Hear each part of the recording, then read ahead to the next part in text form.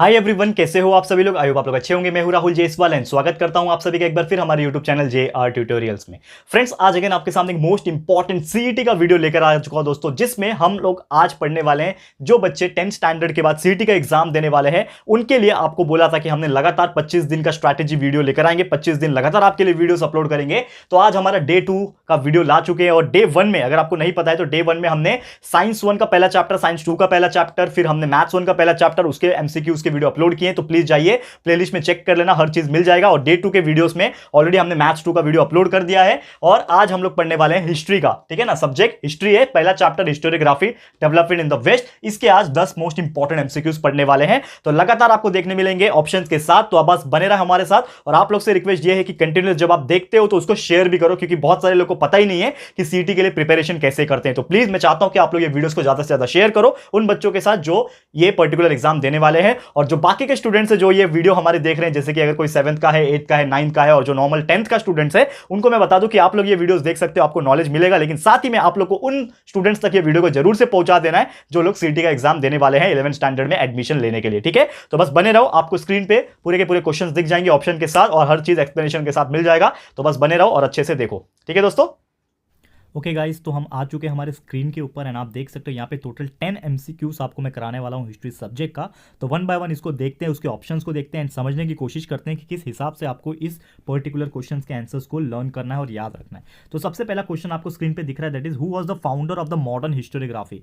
तो हमेशा एक चीज याद रखना कि जब भी अगर मॉडर्न हिस्टोरियोग्राफी की जिक्र होगी और उसके फाउंडर की जिक्र होगी, यानी कि मेंशन अगर हम लोग करेंगे, तो एक चीज हमेशा याद रखना, बात आ जाएगी हमेशा वोल्टायर की। तो वोल्टायर एक ऐसे व्यक्ति थी जिन्होंने मॉडर्न हिस्टोरियोग्राफी की नींव रखी थी। तो इसीलिए आपको याद रखना है कि मॉडर्न हिस्टोरियोग्राफी के फाउंडर कौन रहेंगे, वोल्टायर रहेंगे, ठीक है। V for Voltaire and M for modern historiography. कुछ कनेक्शंस तो नहीं हो रहा है, लेकिन इस हिसाब से आप याद रख सकते हो वीएम, इस हिसाब से आप उसको याद रख सकते हो वीएम, यानी कि वोल्टायर मॉडर्न हिस्टोरियोग्राफी। इस हिसाब से आपको लर्न करना होगा, ठीक है। ये सब कुछ ट्रिक्स होते हैं दोस्तों, हम लोग याद रखने के लिए यूज करते हैं। मैं जब छोटा था तो हम लोग इसी प्रकार के बहुत सारे ट्रिक्स को इस्तेमाल करते थे, जाकि जिसके वजह से हम लोग को बहुत सारी चीजें यादें रह जाती थी। लेकिन कभी भी आपको अभी दिमाग में क्लिक होना चाहिए, whenever you will hear anything about the modern historiography, आपको हमेशा वोल्टायर का नाम याद रहेगा, ठीक है। चलते हैं सेकंड क्वेश्चन की तरफ। सेकंड क्वेश्चन है आपका, Who wrote the book entitled archaeology of knowledge. तो आर्कियोलॉजी ऑफ नॉलेज को किसने लिखा था, ये बुक को किसने लिखा था? तो इसका सही जवाब है दोस्तों माइकल फौकॉल्ट। तो आप लोग को याद रखना है कि आर्कियोलॉजिकल नॉलेज जब आएगा, आर्कियोलॉजी ऑफ नॉलेज कभी भी आएगा, तो माइकल फौकॉल्ट का नाम यह है, याद रखना है। देखो, हिस्ट्री, ज्योग्राफी, पॉलिटिकल साइंस, इसके जो एमसीक्यूज रहेंगे, इसमें बहुत सारी चीज को आपको मेमोराइज करना पड़ता है, क्योंकि इसके पीछे कोई लॉजिक तो होता नहीं है कि मैथ्स के जैसा ट्रिक है, मैंने बता दिया कि चलो ये बीपीटी थ्योरम है, ये कुछ ऐसा है। तो इसमें कुछ लॉजिक ज्यादा होता नहीं है, लेकिन आप इसको याद करने के ट्रिक्स लगा सकते हो। जैसे कि मैंने वीएम बताया, दैट इज वोल्टायर और मॉडर्न हिस्टोरियोग्राफी का, उसी प्रकार यहां पे आप इसको ऐसे लर्न कर सकते हो। इसको आप याद सकते हो माइकल फौकॉल्ट। तो फौकॉल्ट याद रखोगे, एफके याद रखना, ठीक है ना, एफके, फौकॉल्ट और नॉलेज। तो नॉलेज वाला, यानी कि नॉलेज वाला बुक अगर कभी भी आया आर्कियोलॉजी ऑफ नॉलेज, तो वो फौकॉल्ट ने लिखा है। तो एक वर्ड याद रखना, पूरा नाम याद रखने की जरूरत नहीं, माइकल फौकॉल्ट याद रखने की जरूरत नहीं है, सिर्फ फौकॉल्ट याद रखोगे तो भी काम चल जाएगा। फिर नेक्स्ट क्वेश्चन देखोगे, थर्ड क्वेश्चन, जो कि है the writings of dash helped in establishing the fundamentals of feminism. यानी कि किसका ऐसा राइटिंग था जिसने फंडामेंटल्स ऑफ फेमिनिज्म यहां पे उसके राइटिंग्स को लिखा गया था। तो कभी भी फेमिनिज्म की आया बात, यानी कि अगर हम लोग हिस्ट्री पढ़ते हैं, तो हिस्टोग्राफी अगर पढ़ते हैं, तो उसमें फेमिनिज्म की जब भी बात आती है तो सिमोने डे बिहेवियर का नाम हमेशा ऊपर रहता है। ये मैंने पढ़ाया भी था जब हमने चैप्टर को एक्सप्लेन किया था पहला, आप जाके देख सकते हो। अगर आप पूरा चैप्टर पढ़ना चाहते हो लेक्चर के हिसाब से, तो हमारे प्लेलिस्ट के अंदर हमने हर चैप्टर्स के वीडियोस डाल के रखे हैं, तो प्लीज जाइए और आप चेक कर लेना प्लेलिस्ट के अंदर, ठीक है दोस्तों। लेकिन अगर अभी आप एमसीक्यूज पॉइंट ऑफ व्यू पढ़ रहे हैं, तो आपको फास्ट पढ़ने की आदत होनी चाहिए। तो फेमिनिज्म की जब भी बात आ जाएगी, तो वो बिहेवियर की नाम है, Simon day behaviour, Simon day behaviour, ऐसा आपको याद रख लेना है, ठीक है। नेक्स्ट क्वेश्चन की बात करें, फोर्थ आपका जो एमसीक्यूज है, 1737 सीई में who founded the Germany, sorry dash was founded in Germany, ठीक है। जर्मनी में क्या फाउंड हुआ था? तो कुछ यूनिवर्सिटी के नाम यहां पे दिख रहे हैं ऑप्शन में, तो आपको हमेशा याद रखना है, जर्मनी में जब भी अगर यूनिवर्सिटी का नाम आपको याद आएगा, तो गॉटिंगहैम यूनिवर्सिटी याद आना चाहिए। G for Germany and G for Gottingham, याद रहेगा, G for Germany, G for Gottingham university. तो ये एक ऐसा यूनिवर्सिटी था जिसमें हिस्ट्री जो है सबसे पहले मेंशन किया गया था, और लोग हिस्ट्री पढ़ने के लिए दूर दूर से यहाँ पे आते थे। हिस्टोरियोग्राफी का बड़ा महत्वपूर्ण यहाँ पे रोल प्ले किया था। तो आपको याद रखना है, G for Gottingham university, G for Germany. तो 1737 में क्या स्टैब्लिश हुआ था? गॉटिंगहैम यूनिवर्सिटी जो है स्टैब्लिश हुई थी। फिर पांचवा एमसीक्यूज आप देखोगे, according to dash human history is the history of class struggle.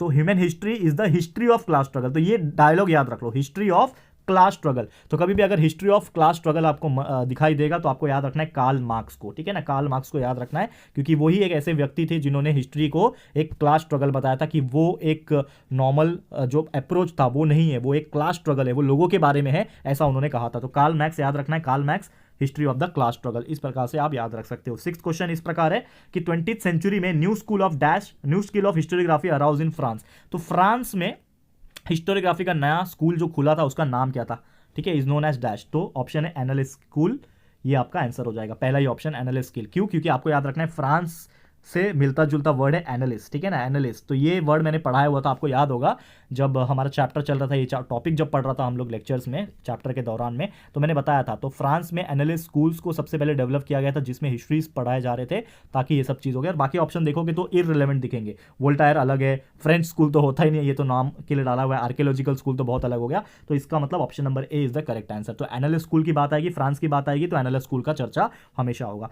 Seventh question की बात करें, dash treatise written by him in the most preferred book all over the world. मतलब कौन सा ऐसा ट्रीटीज है जो लिखा गया है जो कि मोस्ट प्रेफर्ड बुक माना जाता है, ठीक है ना।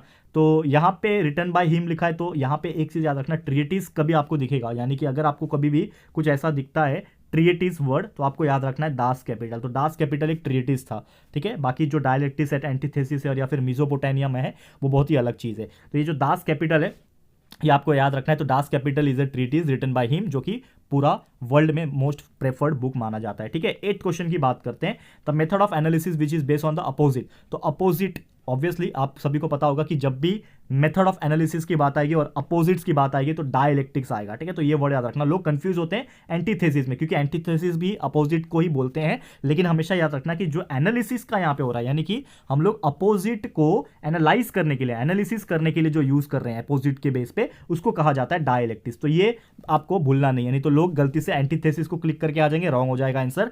तो मेथड की बात जब करेंगे, एनालिसिस की जब बात करेंगे अपोजिट का, तो डायलेक्टिक्स आएगा, क्लियर है, याद रहेगा आपको। Next question, 9th question, second last question for today, the writing of critical historical narrative is known as dash. यानी कि अगर हम क्रिटिकल हिस्टोरिकल नैरेटिव लिखते हैं तो सभी जानते हैं दोस्तों, इसको हम लोग बोलते हैं हमारा हिस्टोरियोग्राफी। हिस्टोरियोग्राफी अगर नैरेटिव फॉर्म में लिखा जाता है, नैरेशन के फॉर्म में लिखा जाता है तो उसको हिस्टोरियोग्राफी बोलते हैं। बाकी तो हिस्ट्री, आर्किटेक्चर, इंसाइक्लोपीडिया ये बहुत ही अलग ऑप्शन है, तो सवाल ही नहीं है इसका, तो ठीक है। तो option number A is the correct answer, historiography, clear है। And last question, last but not the list, हमारा आज का आखिरी एग्जाम्पल इस पर्टिकुलर चैप्टर का, जिसका नाम है the tradition of recording historical event can be trace back to Sumer civilization in dash.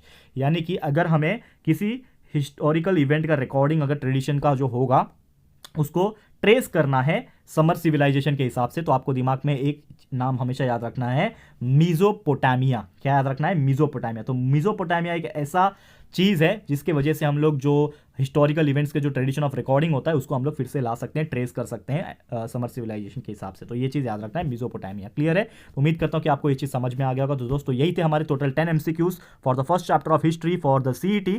तो उम्मीद करता हूँ कि आपके CET एग्जाम्स के प्रिपरेशन के लिए ये 10 MCQs आपको हेल्प करेंगे। हो सकता है इसी में से आपको पूछ ले, हो सकता है इसके रिलेटेड बहुत सारे क्वेश्चंस आपको देखने मिल जाएंगे, ठीक है। तो दोस्तों आज के लिए इतना ही, और भी ऐसे वीडियोस कंटिन्यूसली हम बनाते रह रहे हैं और बहुत सारे ऑलरेडी हमने कंप्लीट करके रखा हुआ है। तो प्लेलिस्ट में आप कंटिन्यूसली चेक करते रहना, CET का अलग से प्लेलिस्ट हमने बना लिया है, बहुत सारे वीडियोस मिल जाएंगे। लगातार 25 दिन हम आपके लिए वीडियोस लेकर आने वाले, तो आपको टेंशन बिल्कुल नहीं लेना है, बस बने रहना है हमारे साथ और इसी प्रकार प्यार देते रहना है। और साथ ही में आप लोग से रिक्वेस्ट है कि ये वीडियोस जो होंगे इसको शेयर करते रहना, क्योंकि जो बच्चा, जो व्यक्ति, जो स्टूडेंट्स यहाँ पे CET का प्रिपेयर कर रहा है लेकिन उनको पता ही नहीं है कि किस हिसाब से किया जाता है, तो ये वीडियो उनको बहुत हेल्प करेगा, काम आ जाएगा। तो प्लीज उन तक शेयर कर देना, ठीक है दोस्तों। तो वीडियो पसंद आए तो लाइक कर देना, शेयर जरूर कर देना, जितने भी आपके फ्रेंड्स होंगे, रिलेटिव्स होंगे, उनको शेयर कर देना। और साथ ही में अगर आपने अभी तक इस चैनल को सब्सक्राइब नहीं किया है तो फटाफट से चैनल को सब्सक्राइब कर देना दोस्तों, ठीक है। और साथ में एक बेल आइकन होता है, उसको प्रेस कर देना, ताकि फ्यूचर में हम कभी भी वीडियोस को लाएंगे तो आप लोग को नोटिफिकेशन मिलती रहेगी, ठीक है फ्रेंड्स। तो मिलते हैं हमारे अगले वीडियो में। ये वीडियो देखने के लिए thank you and good bye.